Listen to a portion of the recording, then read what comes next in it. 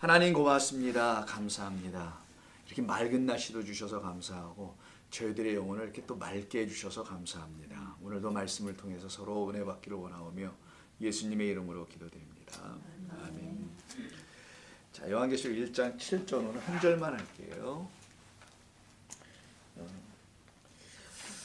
자, 7절을 먼저 한번 본문 한번 같이 한번 읽어보고 시작하게 한번 같이 한번 읽어볼까요? 시작. 볼지어다 그가 구름을 타고 오시리라. 각 사람의 눈이 그를 보겠고 그를 치른 자들도 볼 것이요 땅에 있는 모든 족속이 그로 말미암아 애곡하리니 그리하리라. 아멘. 자, 1장 7절인데요. 오늘 지난 시간에 했던 것을 잠깐 한번 기억을 한번 해보고 한번 더듬어보고 한번 시작해 보겠습니다. 우리가 지금까지 계속 나누는 건 우리가 은혜와 평강이 되는 걸 얘기하는 거거든요. 은혜와 평강이 되는 걸 어떻게 하면 은혜와 평강이 되는 것인가? 그것은 성부, 성령, 성자라는 어떤 꼭 이걸 알아야 되는 건 아닙니다만은 그런 과정을 통해서 우리 가운데 하나님이 임하시는 거라는 겁니다.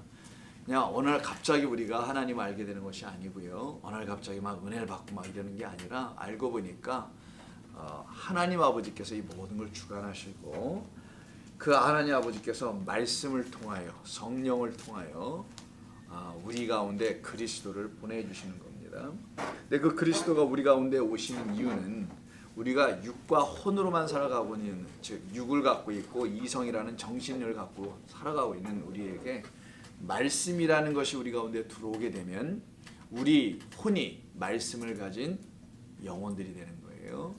전에는 말씀이 없는 자들이었었는데 모든 사람이 다 그렇습니다. 그래서 이제는 자 우리가 말씀이라는 걸 가진 요 가운데 말씀이라고 했죠. 하나님 아버지께서 우리에게 주시는 말씀을 처음에는 갖지 못한 자들이었었는데 그래서 뭐만 갖고 있었냐면 이 육과 혼만 갖고 있었던 우리들에게 이 말씀이 이렇게 들어오는 겁니다. 이게 말씀이 육신이 되어 오신 그리스도 예수를 통하여 그 말씀이 뭔지를 우리 영혼이 우리 육과 혼을 갖고 있는 우리들이 듣기 시작할 거 아니겠어요? 그럼 들으면 이 혼이 죽임을 당하고 우리 생각이라 사람 생각 이 사람 생각이 점점 없어져 버리고 하나님의 말씀이라는 하나님의 말씀 하나님의 마음을 하나님의 생각 내 생각은 너희 생각과 달라 내 마음은 너희 마음과 달라라는 그 하나님의 생각이 말씀을 통하여 우리 가운데 들어오는 거예요. 이걸 전쟁이라고도 표현하는 겁니다. 하나님께서 우리에게 들어오셔서 우리가 갖고 있는 이 생각을 없애버리려고 하는 거예요. 자, 그러려면 이 여호와 하나님이 하시는 이 일을 여호와의 전쟁이라고 하는 건데 성경에서 그래서 여호수아의 전쟁 이야기가 나오잖아요. 전쟁이라 하는 건데 이 전쟁은 말씀으로 하는 전쟁이에요. 그렇잖아요. 말씀이 우리 가운데 들어오니까 이 말씀이 들어와서 사람의 말을 제거시키는 겁니다. 왜냐하면 우리는 아버지 하나님부터 말씀을 가진 자가 아니기 때문에 그냥 많이 생각하고 골똘히 생각하고 산속에서 오랜 시간을 생각한다 할지라도 그냥 사람 생각에서밖에 더 이상을 못한단 말이에요. 그거를 빨리 깨우쳐 알면은 내 힘으로 하는 게 아니라는 거 알아야 된다는 거예요. 근데 이 세상 종교는요 이걸로도 한단 말이에요. 뭔가를.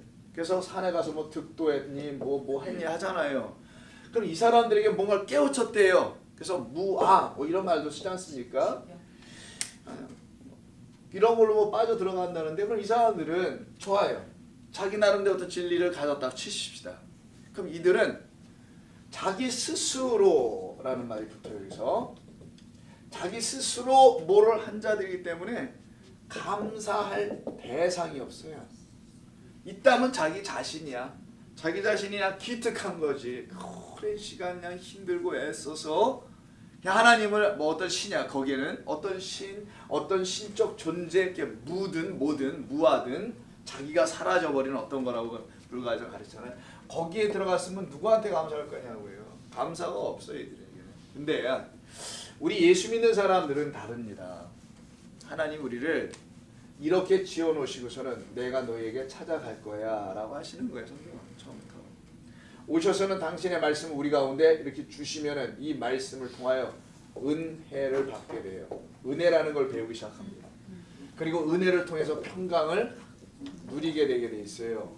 이건 우리에게 주신 하나님의 선물이에요. 이 말씀이 들어오면 누구든지 받게 되는. 근데 이렇게 하신 분들은 이 은혜와 평강을 몰라요. 그래서 감사할 때가 없는 거예요. 이들은. 이게 믿는 자와 믿지 않는 자의 차이입니다. 감사할 게 뭐 고작 해야 뭐 이 세상 살면서 그냥 뭐 그냥 그런 감사 있잖아요. 이런 걸 감사라고 여길 수밖에 없게 되죠. 그런 우리를 이 말씀이 들어오셔서 지어 가시겠다라는 거예요. 지음 받는 시간은 하나님의 말씀을 여러분이 읽는 시간이에요. 하늘의 이야기로 들어가는 시간 같은 것을 말합니다. 그러니까 그렇게 듣는 일을 통하여서 우리가 하나님의 나라와 재산이 된다는 게 지난주에 이야기했었죠. 은혜와 평강이 되면 하나님의 나라와 재산이 되는 겁니다. 왕권을 갖는다는 거예요. 그러니 이게 아멘하지 않을 수가 없죠. 그건 마땅히 맞습니다라는 의미의 아멘을 하게 되는 거예요. 그래서 7절에서 볼지어다 그가 구름을 타고 오시리라 각 사람의 눈이 그를 보겠고라는 말이 저 뒤에 붙게 됩니다. 이렇게 완전히 죽어있는 우리, 요 아까 육과 혼만 갖고 있는 우리 있죠.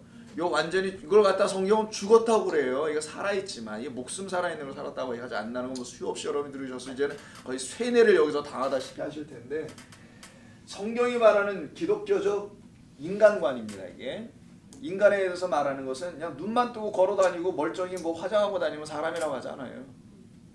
그걸 사람이라고 하지 않습니다. 하나님은 미안합니다만 그걸 인간이라고 하잖아요. 그냥 사람들이 말하는 아담이겠죠. 이거는 하나님의 영을 가진 사람들을 하나님의 사람들, 그걸 둘째 아담이라고 하는 거예요. 그런 존재로 우리를 삼으시는 거거든요. 그들을 이루어 가시려고 우리 완전히 죽은 네크로스라고 하는데, 이 상태에 있는 우리들에게 찾아오시는 것이 오늘 구름 타고 오신다는 얘기예요. 자, 먼저 우리 주님이 이제 구름 타고 어떻게 돼 있냐면 구름 타고 오시리라라고 돼 있어요. 근데 여기 이제 구름 타고 오시리라, 구름을 타는 것도 좀 그렇지만 우리는 주로 이제 타면 설탕을 타거나 뭐 이렇게 타야 되는데 왜 구름을 타는지 모르겠어요. 구름을 어떻게 탑니까, 여러분? 구름 탈 수 있는 걸 설명 좀 해줘봐요. 만화의 영향을 받은 거예요. 뭐 구름을 어떻게 탑니까? 일단 이게 헬라어로 보지 않는다라더라도요, 사람이 구름을 타고 와야 하나? 근데 여러분, 힌두교나 혹은 불교에서도 그렇지만 구름 타고 다니는 사람들 많이 있어요. 그들의 그 팽화나 그림들 이렇게 보시면은 절간이라고 죄송합니다. 사찰에 있는 그 그림들을 탱화라고 하죠. 부처님 뒤에 이렇게 뭐 그려놓은 거 뭐 이렇게 뭐 그런 탱화라고 하는데, 여기 보면 구름 타고 다니시는 분들이 있어요. 아마 이제 그런 것들 때문에 이게 여기서 구름을 탔다고 이렇게 우리말로도 번역을 한 건지 잘 모르겠습니다만은 구름을 타지 않을 거 아니겠어요? 우리 주님이 굳이 구름을 타고 오셔야 합니까? 한번 생각을 해보자. 상식적으로 구름을 그렇게 타고 오셔야 될까? 그리고 그보다 더 중요한 거는 타고 오시리라라고 되어 있어서 이게 미래형으로 되어 있는데, 오시리라 그러면 여러분 느낌이 오실 것이다죠? 미래가 돼 있어요. 이게 미래형으로.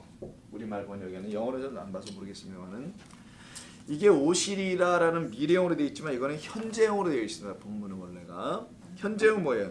지금 오고 계신다라고 써놔야 돼요. 여기다가 자, 볼지어다, 봐라. 볼지어다 너무 좀 옛날 표현이거든요. 봐, 보라, 그냥 보라예요. 그냥 봐, 보라. 뭐가? 그가 구름을 타고 지금 오고 계셔. 이렇게 얘기하는 거예요. 누구에게? 교회에. 이 말을 읽고 있는 성도들에게. 근데 그 사람들이 다 누구에게 오냐? 그 다음 각 사람의 눈이라는 그들이에요. 그들은 다 보니까 뭐 그를 보겠고, 찌른 자들도 보겠고, 땅에 있는 모든 족속도 그를 보고는 애곡한다죠. 전부 다 통곡을 한다라는 거예요. 지금 오고 계신다는 겁니다. 오실 것이 아니에요.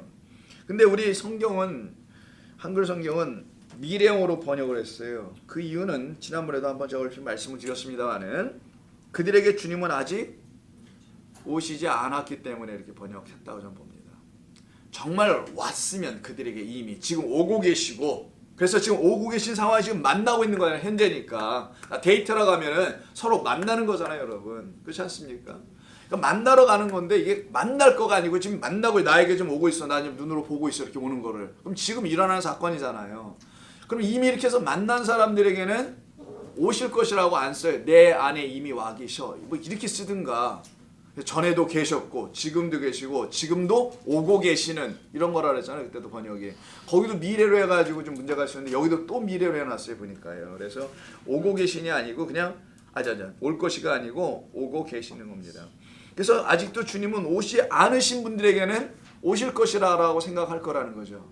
근데 주님이 이미 여러분들이 오셔서 여러분의 주님이 되어 계시다면, 주가 되어 계시다면 오고 계시는 것이 맞고 이미 그래서 와 계신 것이 맞을 겁니다.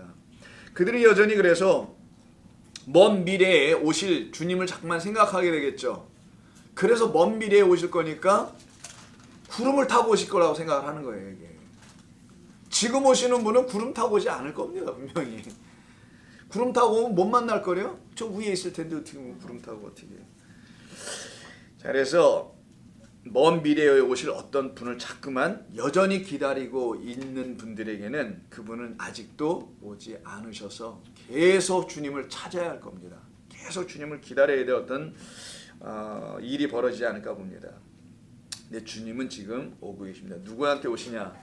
바로 주님이 필요한 사람들에게 오시겠죠. 나 주님이 필요해요 라고 하는 사람들에게 오시게 되어 있습니다. 그래서 자기의 혼이 아까 그림 그려놓은 거 보셨죠? 하나님의 영, 진리의 말씀이 내 안에 들어와서 내 안에 거하신다는 그 말이 지금 오고 계신다는 말인 거예요. 하나님의 말씀을 들을 때 그 말씀이 내 안에 들어와. 귀로 듣는 게 아니에요. 하나님의 말씀이 내 안으로 들어와. 이 말씀을 갖고 싶어. 그 말씀을 좋아하게 돼. 그 말씀이 나에게 힘이 돼. 그 말씀이 나를 살려내. 기뻐하게, 평안케 만들어줘. 그럼 그분에게는 그 말씀이 안에 들어와 있는 게 분명히 맞습니다. 그래서 지금 오고 계시는 거예요. 그러니까 이게 현재형으로 쓰였다는 건 매일 온다는 겁니다. 매일 그냥. 읽을 때마다, 들을 때마다 매일. 그래서 그들은 영접하고 있지 못하기 때문에 아직도 어두운 상태에서 그리스도를 기다리고 있는 것이라고 볼 수 있겠죠. 이거 아까 말씀이 어둠에 비쳤는데 어둠이 깨닫지 알지 못했다라는 말로 요한복음 1장 5절에서 말하기도 했던 거예요. 여러분 잘 아시는 의미가. 성경이.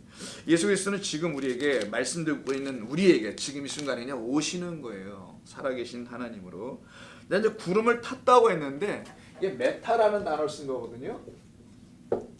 메타라는 전치사예요. 뭐뭐와 함께입니다. 누구와 함께라는 거예요. 그러면 구름과 함께가 돼야 되겠죠. 근데 또 구름이 구름 단수도 아니고 구름들입니다. 정확하게는 자 구름들과 함께. 다른 말로 하면 구름들과는 어떻게 함께 올 수 없어요. 왜냐면 여러분 보시면 하늘에 구름이 이게 바람 확 불으면 흩어지거든요. 어떻게 하라는 거예요? 구름이 이렇게 뭉쳐 있어요. 이렇게 구름이. 저기 먹구름이 뭉쳐 있다가 비 다 내리면 먹구름 다 사라져 버리잖아요. 뭐냐고 그래서. 근데 구름은 그런 게 아니겠죠. 우리가 보는 저런 구름을 말하는 수는 없을 겁니다.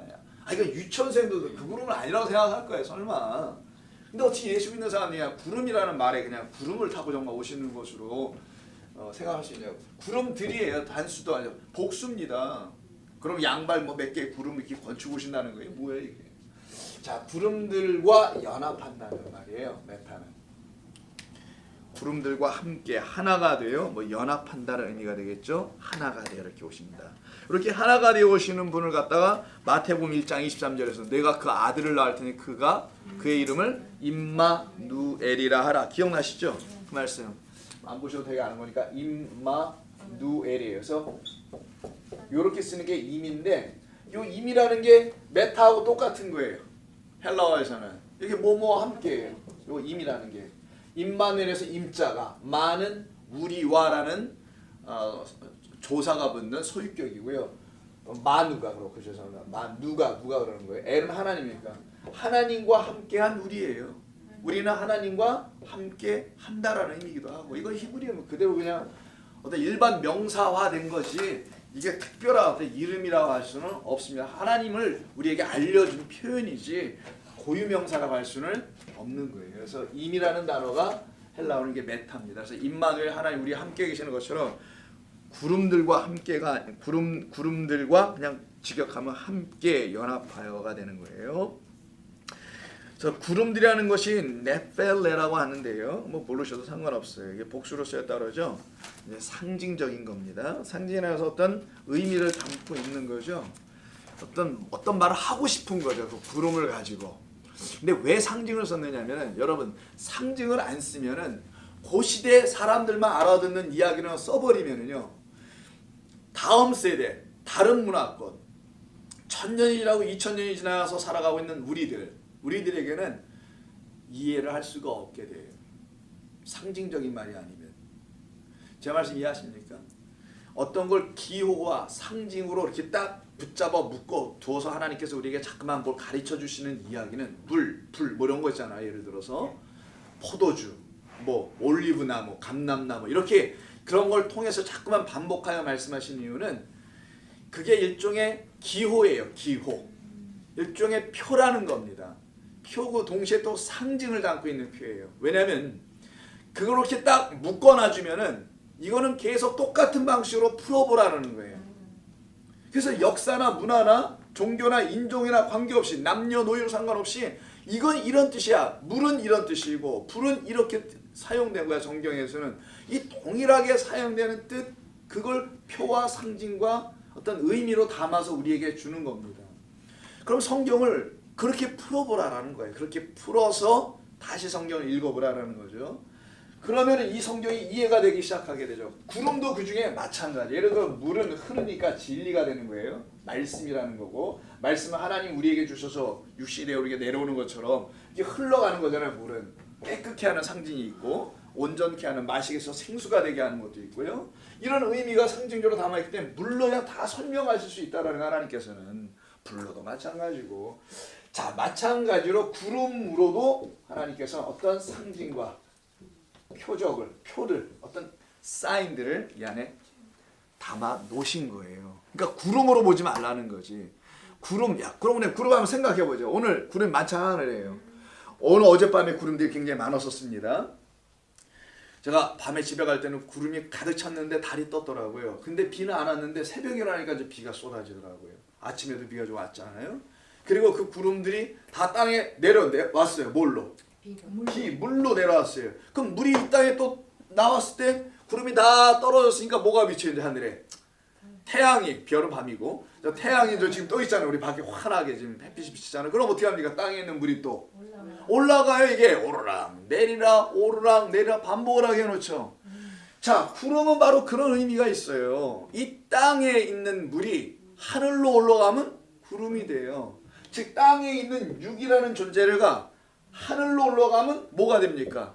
이게 말씀이 된다고 돼 있죠. 아까 말씀이 육시되니까 이걸 거꾸로 여기서 하늘에서 구름이 내려오면은 물이 되고 물이 올라가면은 구름이 되잖아요. 똑같은 자리에 말씀과 육이니까 한번 대입해서 한번 설명해 보자고요. 하늘에 있는 말씀이 구름이 내려오면은 뭐가 돼요? 육이라는 물이 될 거고 육이라는 물이 올라가면은 말씀 구름이 될 거라는 거예요. 그래서 구름은 말씀일이구나 라는 거를 캐치해 나갈 수가 있게 됩니다. 이렇게 기호로 담아주신 거예요. 기호학이라는 것도 있지만 기호로 담아서 늘 똑같이 보고 이해할 수 있도록 몇천 년 뒤에 성경을 읽는 사람들이 아무리 과학이 발달하고요.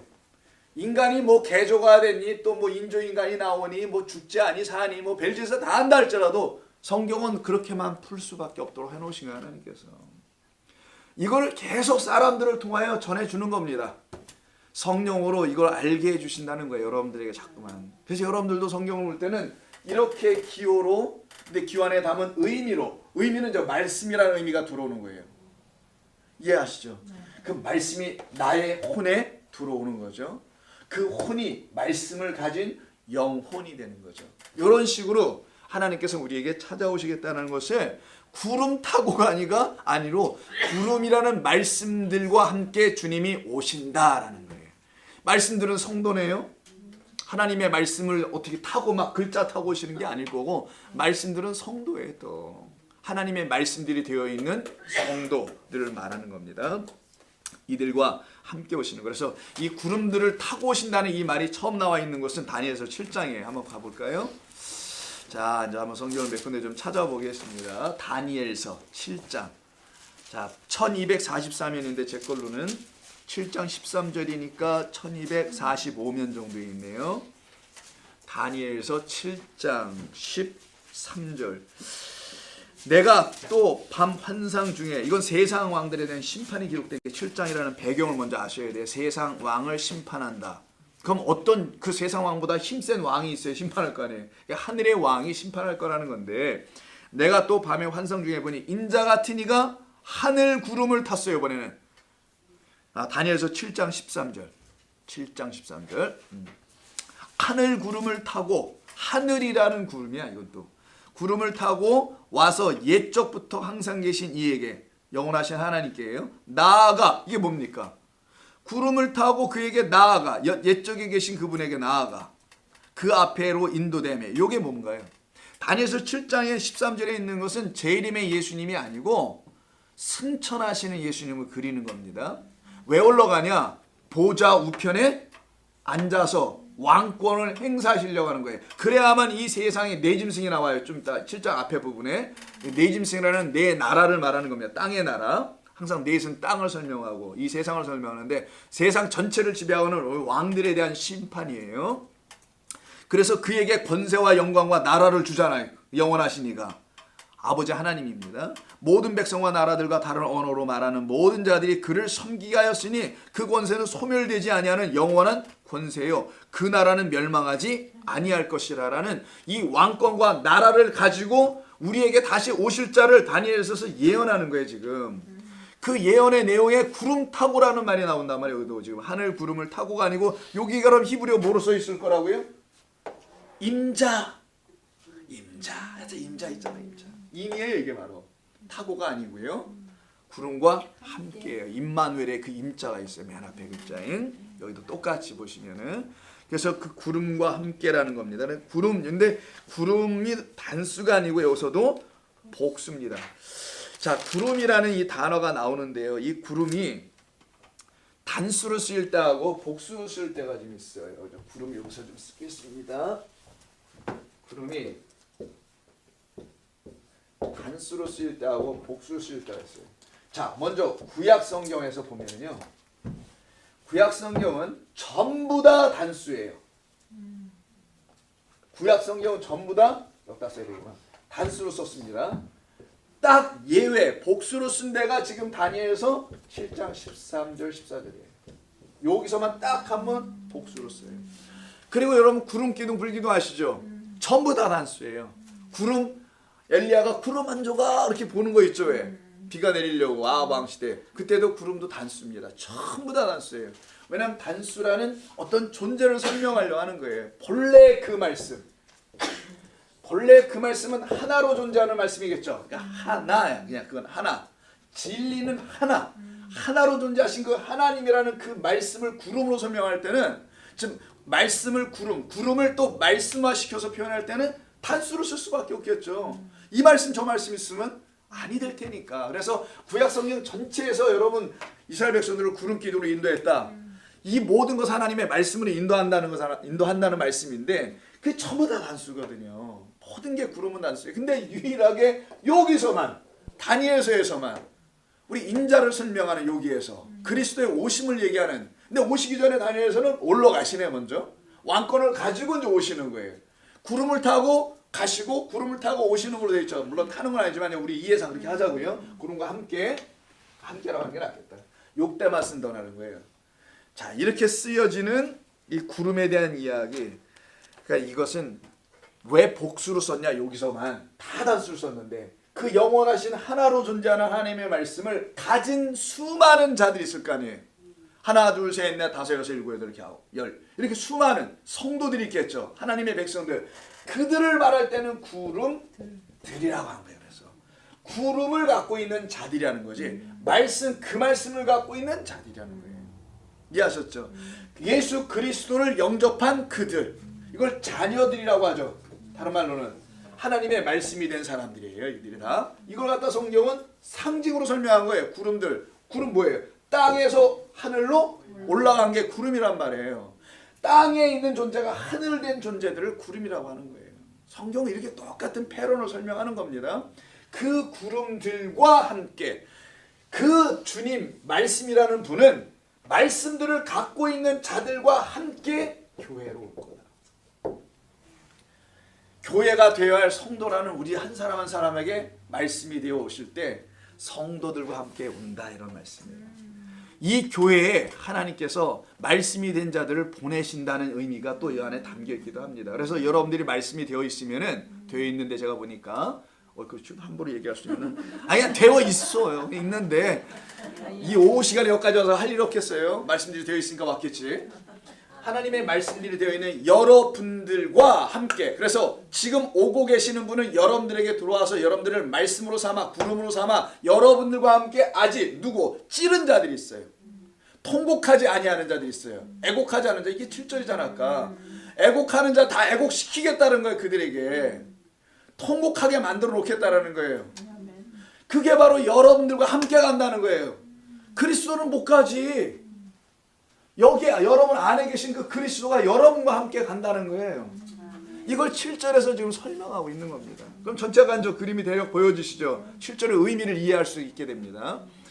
구름을 단순히 타고 막 돌아다니는 그런 의미가 이제 아니라는 것을 이제 우리가 알 수 있게 돼요. 그래서 볼 것이요라고 1장 7절에 시작하죠. 다시 갑니다.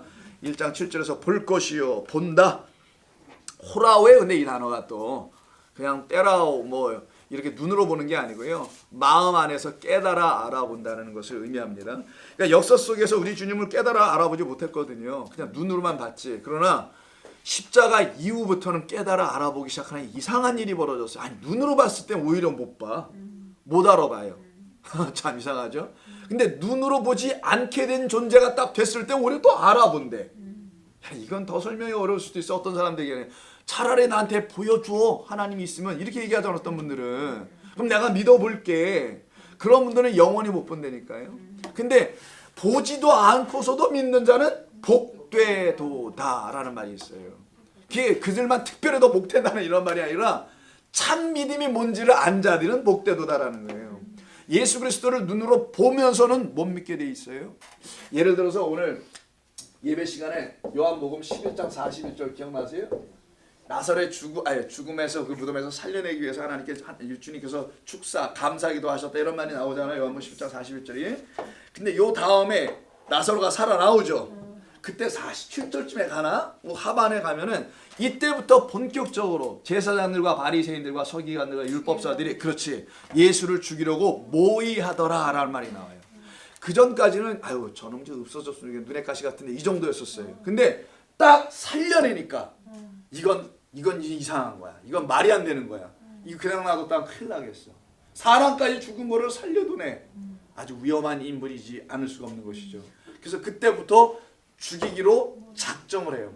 모의를 했다고 돼 있어요. 근데 이게 여러분 이 사람들이 죽여야 죽는 거예요 예수가? 이거 말이 안 되죠. 잠깐 생각해 보자고요.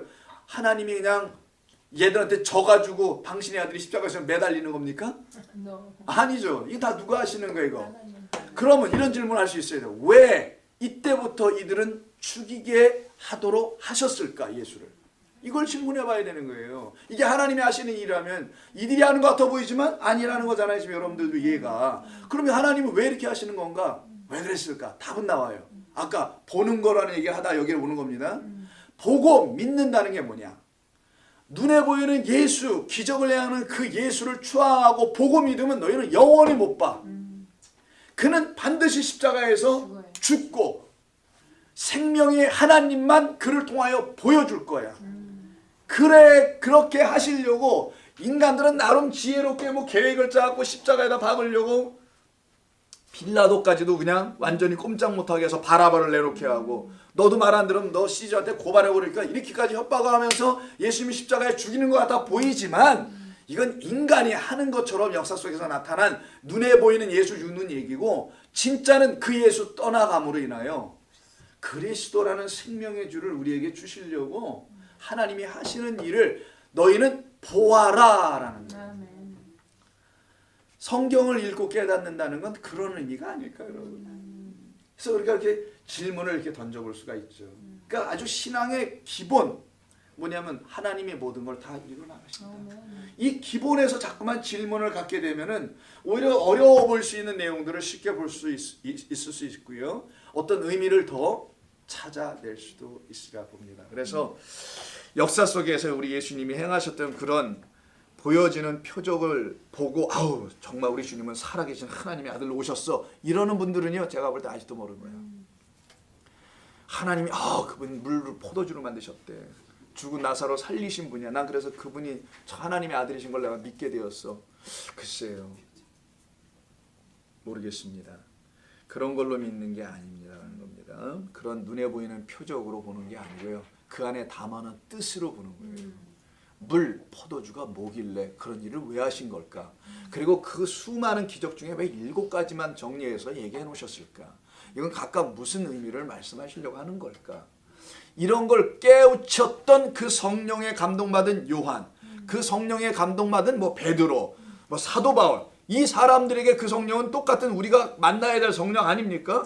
그럼 똑같은 방식으로 깨닫는 것밖에 없지 뭐. 그래서 성경이 우리에게 몽학 선생 역할을 해주는 거 이게. 율법이 너희를 그리스도로 인도하는 몽학 선생 낸 것처럼 기독교인들에게는 이 성경 전체 66권이 참 그리스도로에게로 인도함을 받게 하는 가르침의 교과서죠. 뭐겠어요 이게요. 이게 말씀이라는 게.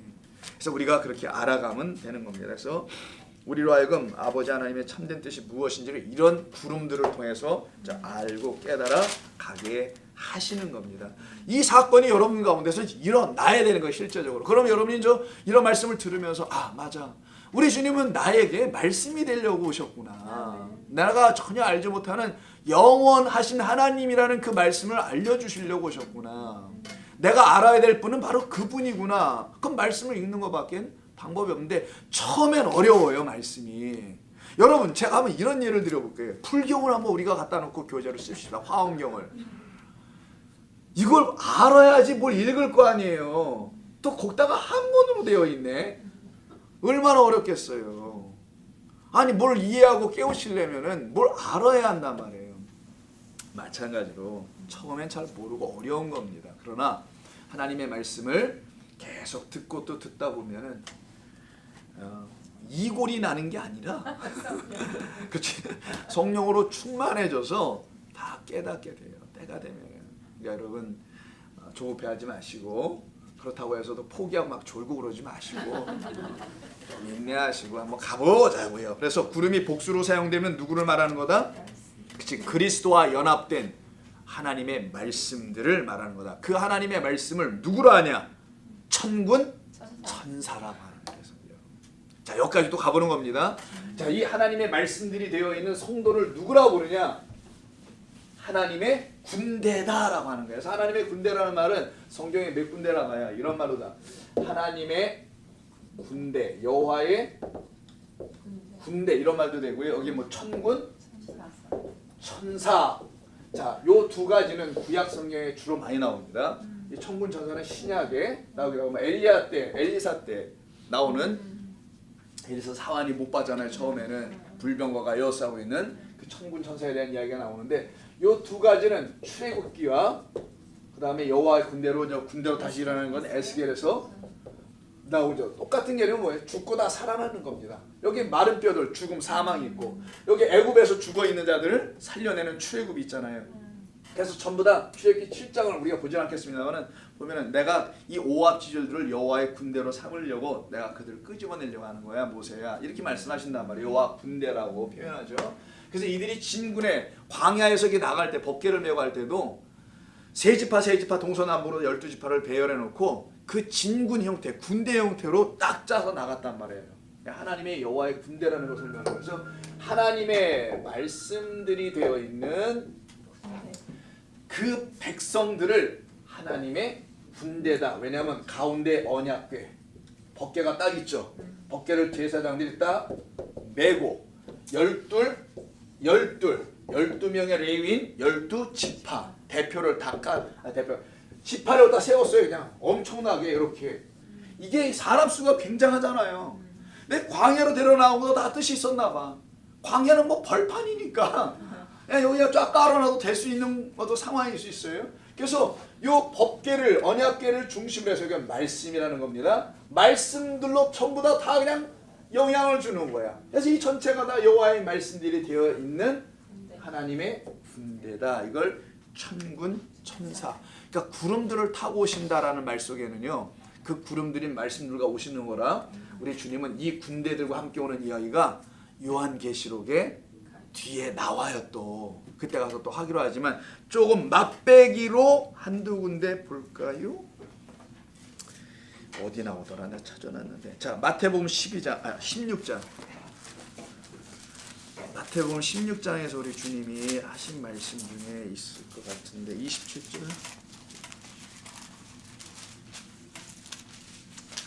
어디 찾아놨는데 이게 못 찾겠네. 나중에 또 한번 읽어보죠. 인자가 아버지의 영광으로 그 천사들과 이렇게 되어 있네요. 여기에. 자, 천사들과 함께 오리니 그때 각 사람이 행한 대로 갚으리라. 진실로 너희에게 이르노니 여기 서 있는 사람 중에 죽기 전에 인자가 왕권을 가지고, 자, 심판하는 왕권을 가지고 오는 것을 볼 자들도 있느니라. 그러니까 예수님이 살아계실 예수님 당시에 어떤 사람들이 죽지 않고 예수님이 오는 것을 봤대요. 자, 이걸 재림의 예수님으로 알고 있는 분들에게는 아주 곤란해지는 말씀이에요. 이게 예수님 당시에 예수님이 재림했어요? 그러면 안 했고 지금 기다린다면서 예수님 오실 재림을. 그런 분들에게 이거 재림이라고 이거 설명해야 될 것 같은데 그러면은 곤란해지거든요. 인자가 아버지의 영광으로 천사들과 함께 오리니 그때 각 사람이 행한 대로 갚으리. 요거까지는 괜찮아 보여. 근데 다음 절이 문제야. 여기 있는 사람들 중에, 야, 베드로야, 요한아, 너희들 중에 지금 이런 얘기예요. 너희들 죽기 전에 내가 오는 걸 볼 거야, 이랬단 말이에요. 그럼 이게 약속인데 죽기 전에 이들이 봤을 거 아닙니까? 언제 봐요? 보기는 육신의 예수를 다시 오는 거를. 그리스도로 오신 거를 봤다라는 거지. 이들이 성령 안에서 이들이 만났단 말이에요. 주님을 다시. 그거를 그럼 재림이라고 해야 하나요? 지금 이 사람들이, 그러니까 재림의 예수님을 기다리는 사람들에겐 가만히 들어보면 그게 재림인가? 이렇게 생각할 수밖에 없잖아. 일단 오신다고 그랬다고 와버렸으니까. 죽은 다음에 오는 게 아니라 살아있을 때 너희 중에 내가 올 거야. 믿음 갖고 있는 자들에게 내가 반드시 온다, 이런 말씀인데 왔단 말이에요. 그래서 온 사람이 한둘입니까? 신약성에 보면은 예수님을 만난 사람들이 부활의 그리스도로다가 그들에게는 누구냐고 예수님 그러면 재림의 예수가 아니란 말이에요. 그분 부활의 그리스도를 전부 다 만난 거였던 것이죠. 그때 이거 보니까 천사들과 함께 온다고 그러죠. 천사들 말라크잖아요. 하나님의 말씀들을 가진 자들. 단순히 무슨 군대니 전쟁을 하니 이런 어떠냐 총 들고 전쟁을 하는 등 뭐 칼을 들고 전쟁을 하는 거예요. 그건 사람들의 상상이고 천사들 말라크들입니다. 안겔로스들과 함께 온다. 그게 바로 여기 어디 갔어? 말씀들이 되어 있는 구름들, 성도들을 설명할 때. 그래서 히브리서 12장 보세요. 여러분 이건 너무나 잘 아시는 건데 히브리서 저 뒤쪽에 가면 있습니다. 야고보서 직전에 히브리서 12장인가? 보자. 12장인가? 여기 있네요. 12장 1절. 367면. 히브리서 367면. 히브리서 좀 찾기가 어려울 텐데. 자, 이러므로라고 되어 있죠. 이러므로 우리에게 히브리서 12장 1절. 12장 1절. 찾았네. 이러므로 우리에게 구름같이 나오죠. 뭐뭐와 같이예요. 비유입니다. 설명이에요. 둘러싼 허다한 누구래요? 그러니까 허다한 증인은 마르투스들인데 이거는 뭐 누구겠어 이게? 구름이랬네. 그들을 또 구름과 같다니까. 그 허다한 증인들을 구름으로 설명한 거잖아요. 구름이 증인들이고 증인들이 구름이다, 이런 얘기죠. 그 구름 증인들을 타고 오셔요 그럼? 아니 함께 오시겠지. 있으니 모든 무거운 것과 얽매이기 쉬운 모든 죄를 벗어버리고 인노로서 우리 앞에 당한 경주를 하며 믿음의 주에 쭉 나가죠.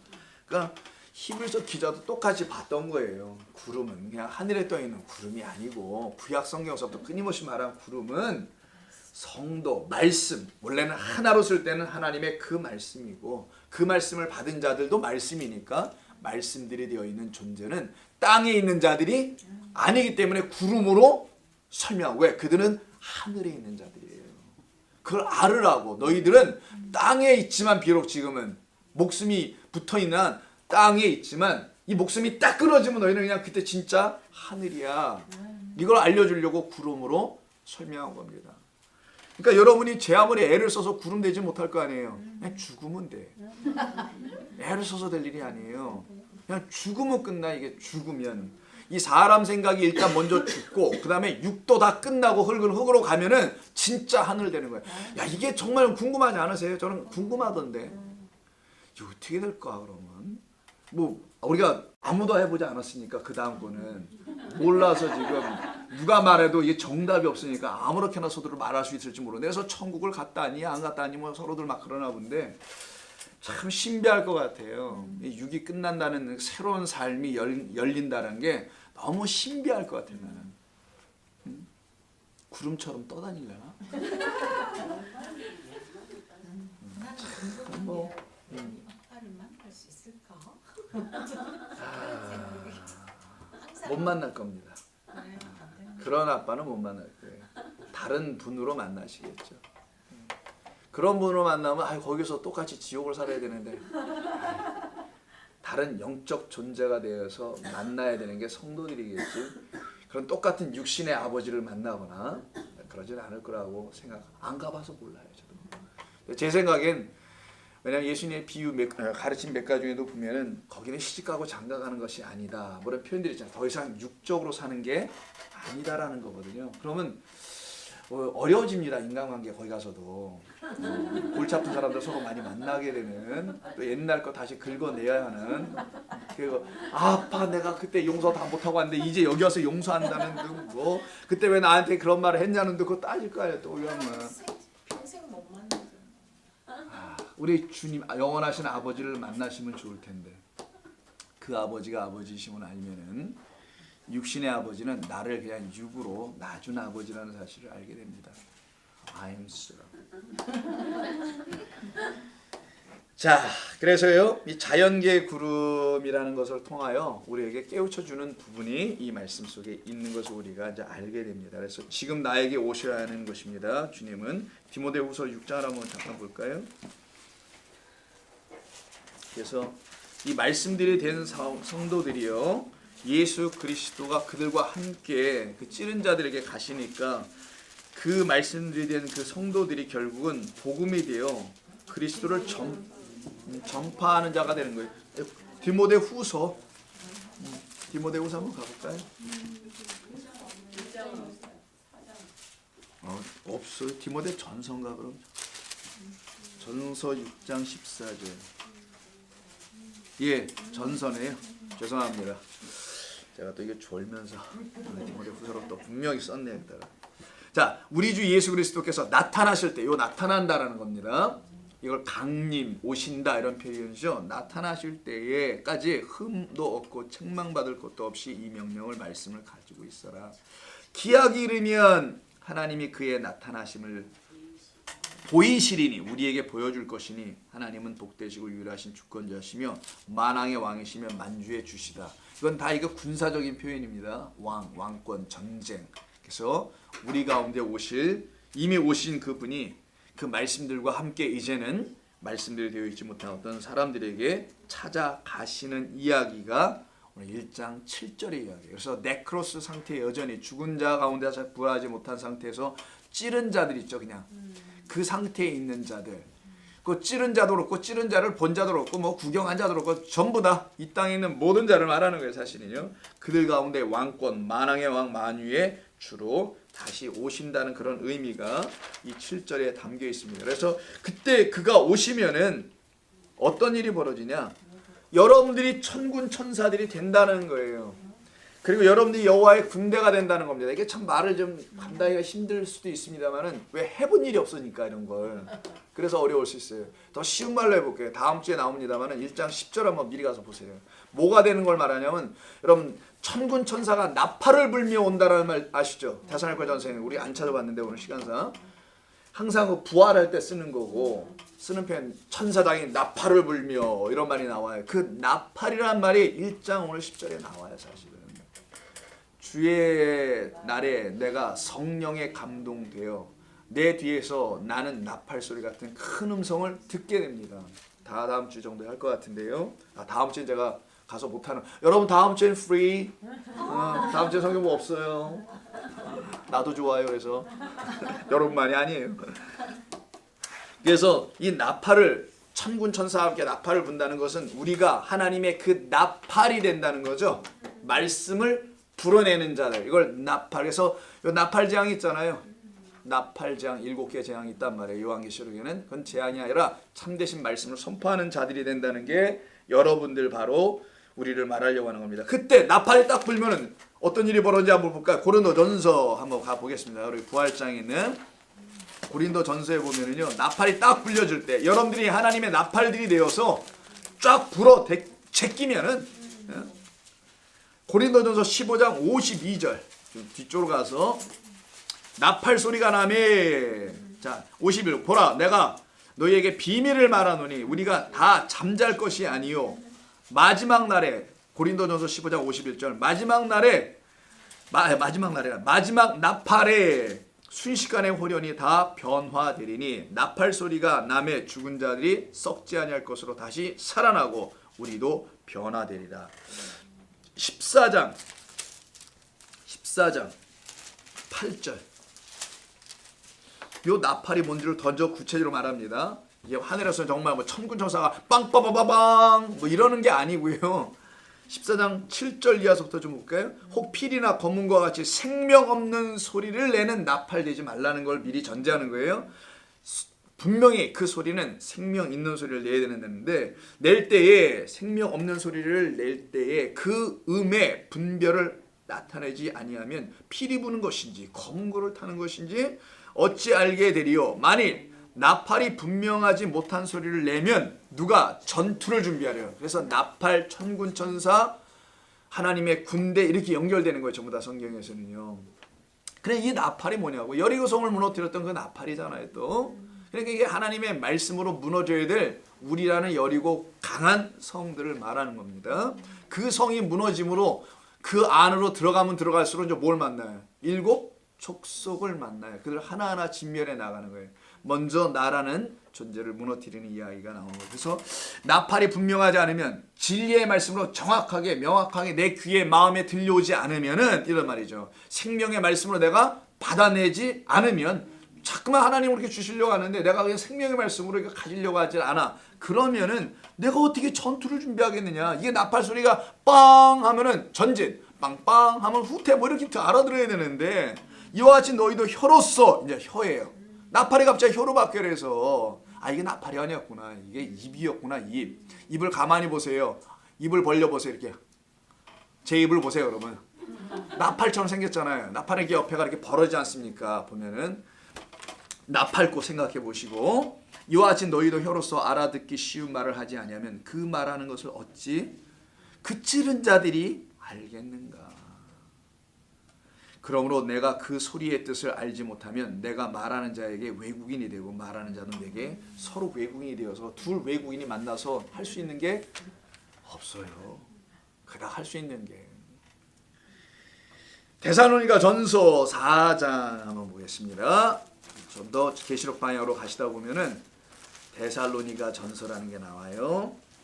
4장 16, 18절. 뒤집어서 이제 한번 빵빠방 할 겁니다. 16절서부터. 저는 15절서부터 한번 읽어볼게요. 데살로니가 4장 332면 4장 14절부터. 네, 4장.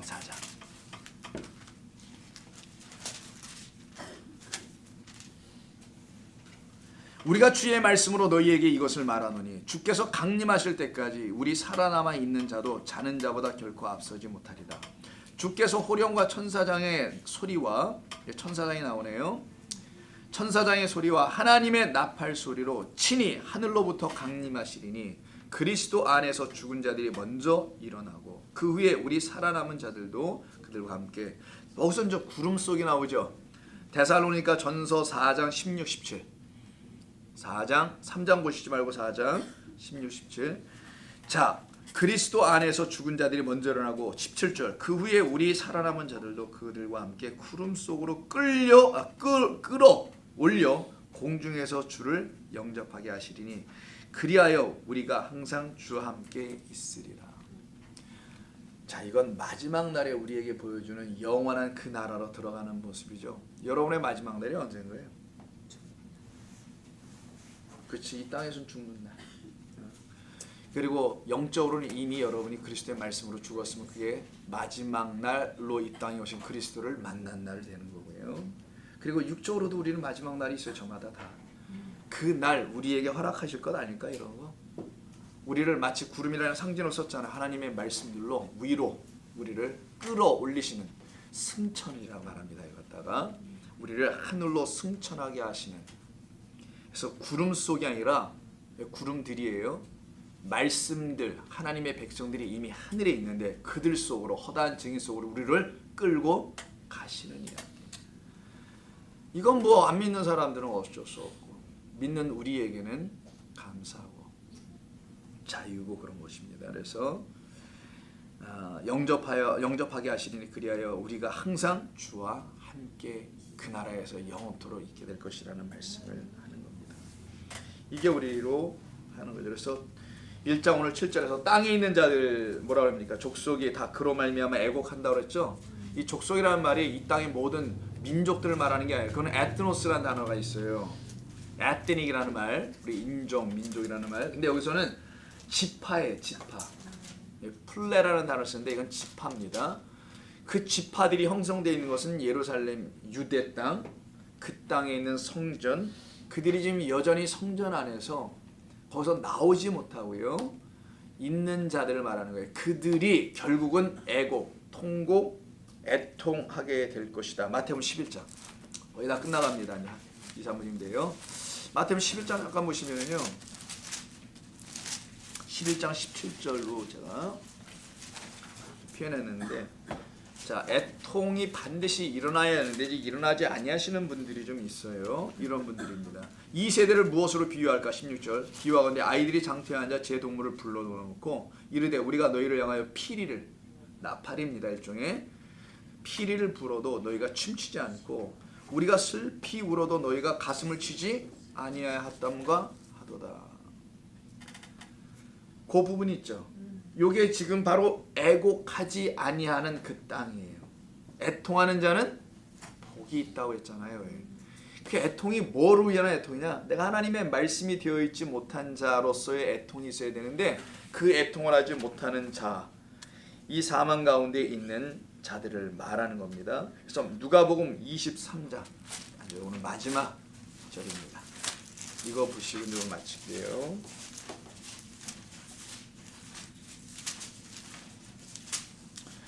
성령이 임하였던 그 사도들이요, 집사들이 사도행전에 보면은 나가서 주 예수 그리스도를 증거하죠. 그의 살아계심을. 그러면 그들에게 회개함과 죄 사함을 선포하고 그들이 거기로 나오게 되지 않습니까? 누가복음 23장 27절 보면은 예수님께서 십자가에 못 박히시는 상황이에요. 그때 예루살렘의 여자들, 딸들이 나옵니다. 27절.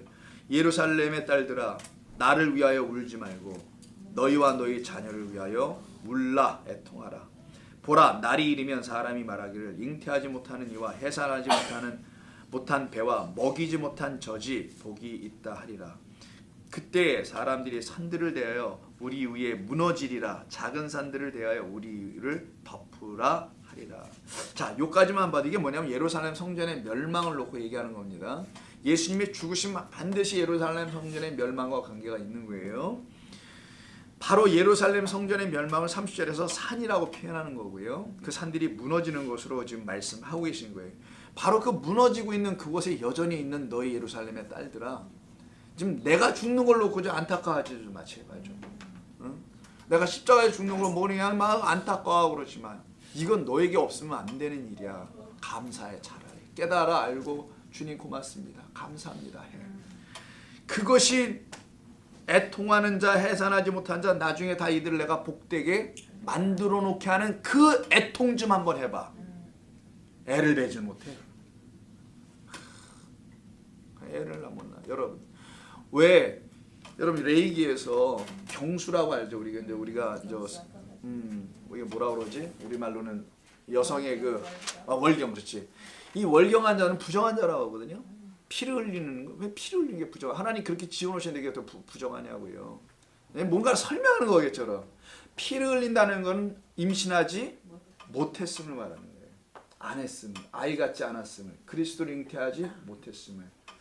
그리스도 생명의 말씀을 못 가지면은 잉태하지 못한 걸로 쳐놓고 그걸 여인으로 설명하신 겁니다. 여자가 잉태하지 못하고 해산하지 못하면은 그거는 복이 아니라 저주야. 그래서 자꾸만 애 못 낳는 얘기가 성경에 많이 나와. 이게 저주 가운데 있는 자들 애를 줘서 복된 자로 바꿔버리는 거거든요. 그래서 경수를 흘리면은 이게 그러니까 월경을 하게 되면 이건 부정한 거야. 피를 흘려서 부정한 게 아니라 애 못 가져서.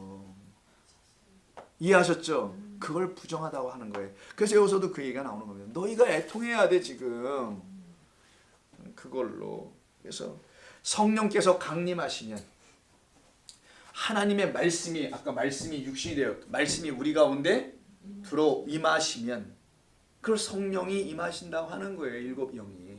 진리의 말씀이 일곱이라고 표현하는 거고 그 일곱 영인 성령 한 영이 우리 가운데 임하시면 여러분 찬송하시죠. 성령이여 강림하사 나의 마음을 감화하시고 애통하는 마음과 회개하는 마음 주시옵소서라는 찬송이 있잖아요. 애통하고 회개할 마음 주시옵소서. 아주 좋은 찬송입니다. 성경적이고 아주 내가 참 그 애통을 하고 그 참 그 회개 그 마음으로 가득 채워져야 하나님의 말씀들로 세워지게 됩니다. 기도합니다. 주님 고맙습니다. 저희들에게 주신 귀한 시간 이 시간을 가지고 주의 말씀 함께 나눠보고 상고해 보았습니다. 우리 성도들이 이제 이 말씀을 되새김질하며 주야로 묵상하여 생명의 양식이 되게 하여 주시옵소서. 돌아가는 발걸음도 지켜주시고 또 다시 만날 때까지의 삶을 주관하여 주옵소서. 예수님의 이름으로 기도드립니다. 아멘.